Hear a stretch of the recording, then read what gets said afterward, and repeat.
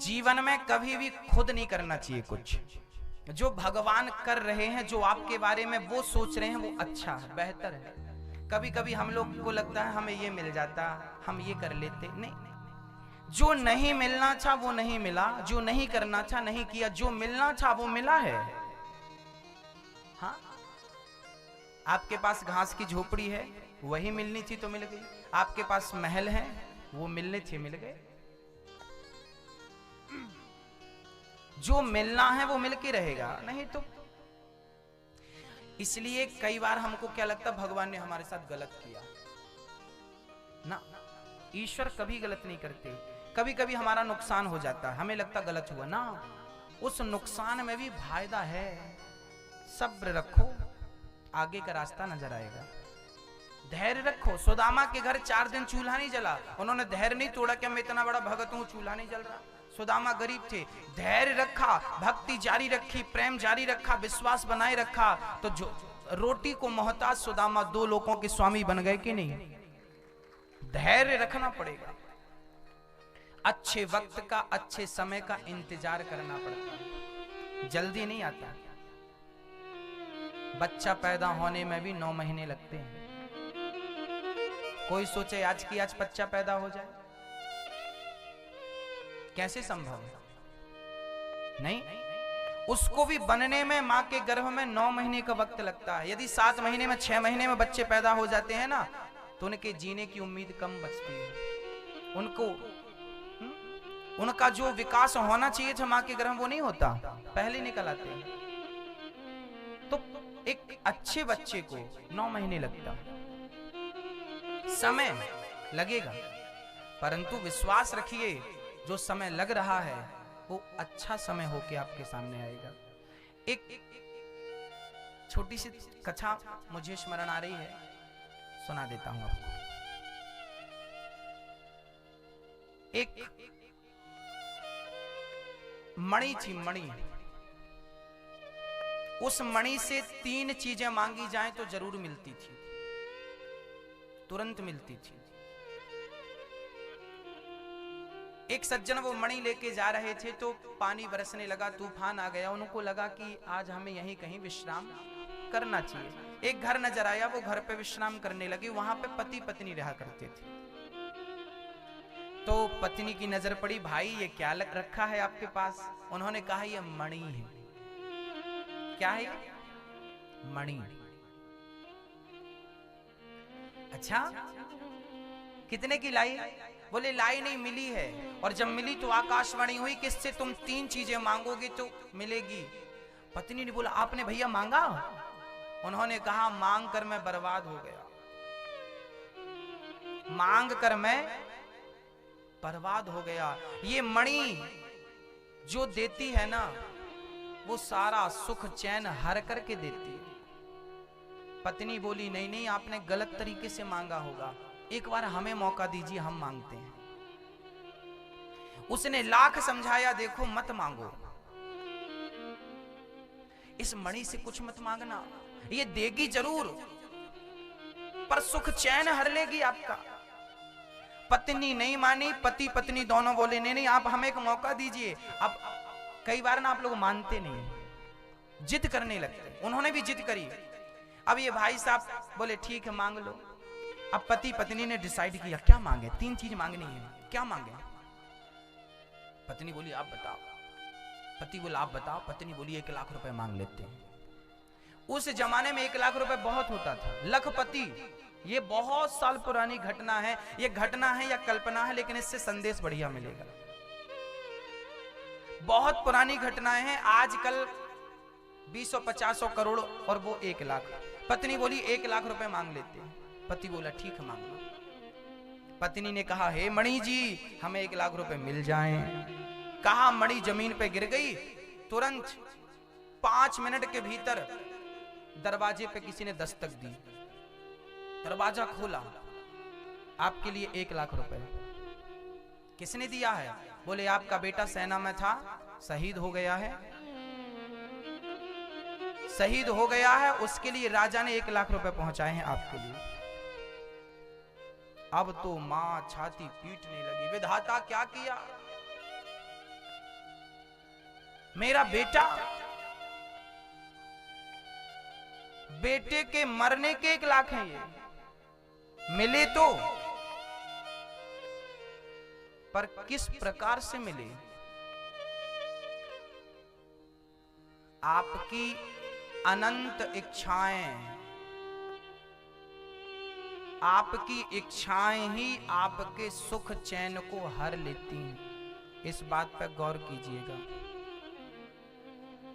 अब दूसरा वरदान मांगना था। अब क्या मांगे? अब तो बेटा मर गया, अब क्या? अब मणि से मांगो, हे मणि जी मेरा बेटा मुझे लौटा दो। तुरंत दरवाजे पे दस्तक हुई। माँ मैं आ गया। माँ ने कहा कहाँ है बेटा तू? माँ मैं तेरे सामने तो खड़ा हूं, मुझे दिखाई क्यों नहीं पड़ रहा है? माँ मैं तुझे देख सकता हूं, तू मुझे नहीं देख सकती। क्योंकि तब तक उस बच्चे का अंतिम संस्कार हो चुका था, शरीर जल चुका था, इसलिए उसका शरीर वापसी नहीं हुई, आत्मा बनके भटकने लगा। अब भला कौन से माँ बाप चाहेंगे कि मेरे बच्चे की आत्मा भटके, मेरा बच्चा प्रेत बना घूमे, भूत बना घूमे? तीसरा वरदान, तीसरा भी एक ऑप्शन था ना, तीसरा वरदान था कि हे मणि मेरे बच्चे को मोक्ष दिला दो।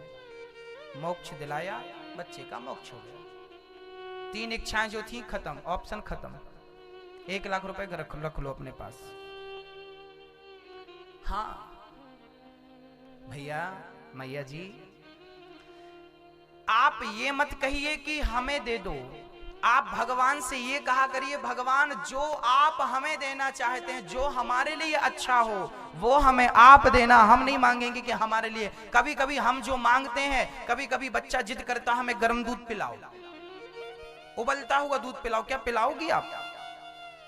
बच्चे को उबलता हुआ दूध कौन सी माँ पिलाएगी? पिलाएगी ठंडा करके। बच्चे को पता नहीं कि क्या सही है क्या गलत है, बच्चा तो आग की भट्टी की ओर चला जाता है, उसे पता नहीं कि यहाँ खतरा है, चला जाता है, उसे पता नहीं चलता क्या सही क्या गलत है, पर उसे पता है कि क्या सही क्या गलत है। इसलिए कहता हूं कि आप कुछ मत मांगिए, बस भगवान से ये कहिए कि विधाता जीवन में मुझे वो देता चल जो मेरे लिए सही है, बस वो देता चल। मुझे नहीं पता कि मेरे लिए क्या सही है और क्या गलत है, मुझे नहीं पता। इसलिए भगवान से क्या मांगना है क्या नहीं मांगना हमें नहीं पता, क्योंकि हमें प्रेजेंट पता है, फ्यूचर पता नहीं है। हम आज को देखते हैं, आज को जानते हैं, कल को नहीं जानते, पर कल को वो जान रहा है ना। इसलिए जो कल को जानता है उसको सब दीजिए और कह दीजिए कि अब सौंप दिया इसे जीवन का सब भार तुम्हारे हाथों में है, जीत तुम्हारे हाथों में है, हार तुम्हारे हाथों। आपकी जरूरत से ज्यादा इच्छाएं कहीं आपके सुख चैन को समाप्त ना कर दें। एक बार मैंने सुना कि एक माँ बाप ने अपने बच्चे से कहा कि बेटा कम से कम 99% लेके आना। प्रेशर दिया बच्चे को, लाना लाना लाना लाना लाना, बच्चा नहीं ला पाया, उसे लगा नहीं लाया अब कैसे मुंह दिखाऊं, आत्महत्या कर ली उसने, मर गया। एग्जाम के जब रिजल्ट आपने देखे होंगे तब ये केस अक्सर देखने को मिलते। माँ बाप का टॉर्चर, माँ बाप की इच्छाएं बच्चे की जान ले लेती हैं। आपकी इच्छाएं बच्चे की जान ले गई कि नहीं? कि आपको 100 नंबर की कामना थी, बच्चे को अच्छे परसेंट से आप देखना चाहती थी, उस पे उसके दिमाग पे प्रेशर बना, मर गया कि नहीं? आपकी इच्छाएं, कभी ये मत कहिए कि हमें ये चाहिए। हाँ, कर्मण्येवाधिकारस्ते गीता कहती, अच्छा कर्म करते जाओ, अच्छी परवरिश देते जाओ, अच्छी शिक्षा देते जाओ, अच्छे संस्कार देते जाओ, फल भगवान पे छोड़ते जाओ, वो जो करेगा बढ़िया करेगा आपके लिए। अपनी जिद त्याग दीजिए। कभी कभी आपकी जिद के कारण आपका सर्वनाश हो जाता है, कभी कभी आपकी जिद के कारण आपके घर पे आग लग जाती है।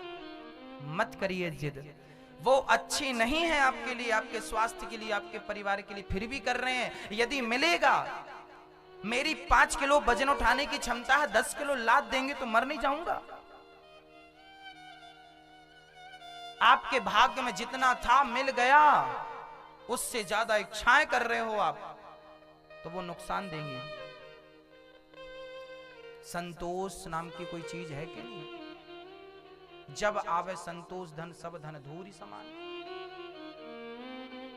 जो विधाता ने दिया बढ़िया है, मुझे मजदूर बनाया ना, शायद मैं इसी के लिए पैदा हुआ हूं।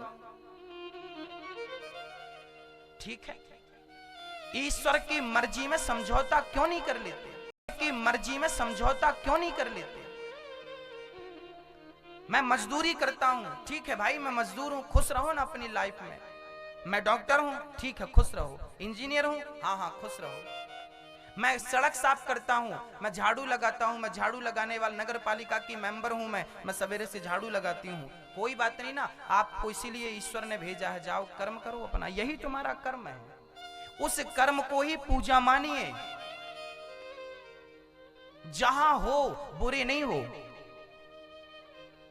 मेहनत करके 2 रोटी कमा रहे हो अच्छे हो, पाप करके चोरी करके करोड़ों कमाने वालों से आप अच्छे हो कि झाड़ू लगा रहे हो?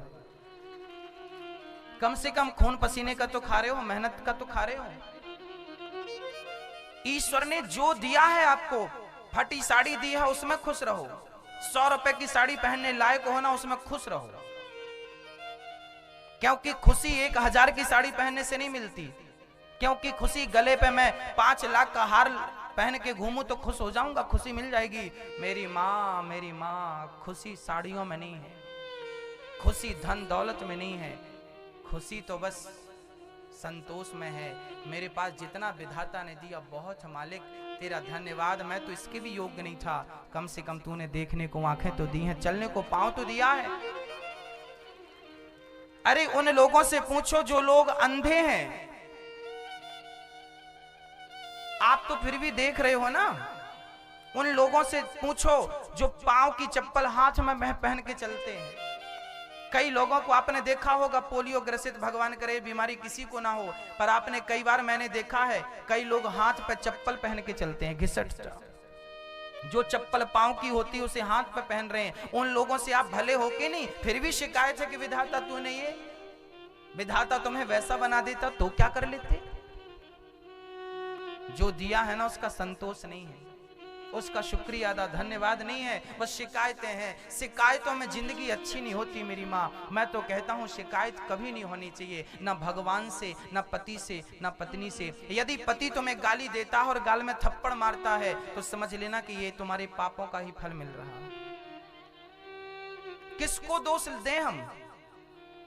हमने कोई पाप किया होगा किसी जन्म में जिसका परिणाम हमें मिल रहा? पति मार रहा, किसी की पत्नी मारती है उसको पति को, तो तू रोया मत कर, ये तेरे पापों का फल है। कभी किया होगा गलत, उसका आज मिल रहा, क्यों रोता है?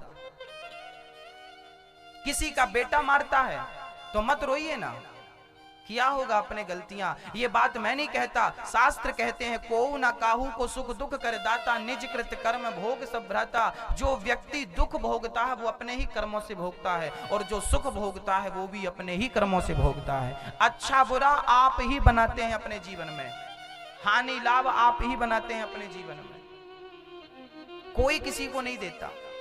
ना हानि, ना लाभ, ना सुख, ना दुख, ये सब अपने कर्मों का फल है। ये सच्चाई कड़वी है, पर मानो ना मानो आपकी मर्जी। जो मिलता है हमें अच्छा या बुरा, सब हमारा ही अपना है किया धरा। अच्छा किया था तो अच्छा मिल रहा, बुरा करेंगे जो बोया था वही ना काटोगे। पेड़ बोए बबूल का तो आम कहां से आए? जैसी करनी वैसी भरनी, आज की अकल पाएगा। जहां हो यदि तुम बीमार हो तो भी भगवान का धन्यवाद दो कि विधाता लोगों को कितनी सारी बीमारियां होती हैं, तूने मेरी बड़ी बीमारी इतनी में टाल दी, तेरा धन्यवाद। तूने जो दिया उसका शुक्रिया अदा करो। बढ़िया है विधाता, बहुत बढ़िया, जो मिल रहा बढ़िया। शिकायत करने से क्या होगा? रोइए, फिर बैठ के किनारे रोइए। पूरी जिंदगी जा रही है रोते रोते, किस लिए पैदा भय हो ये भी समझ में नहीं आया, बस रोते रोते मर जाओ, ये जिंदगी है। शिकायत करते रहो पति अच्छा नहीं, पत्नी अच्छी नहीं। बेटा अरे कभी तो कहो कि अच्छा है, भले कोई अच्छा ना हो, मन को अच्छा रखो, सब अच्छा, मन तो अच्छा हो।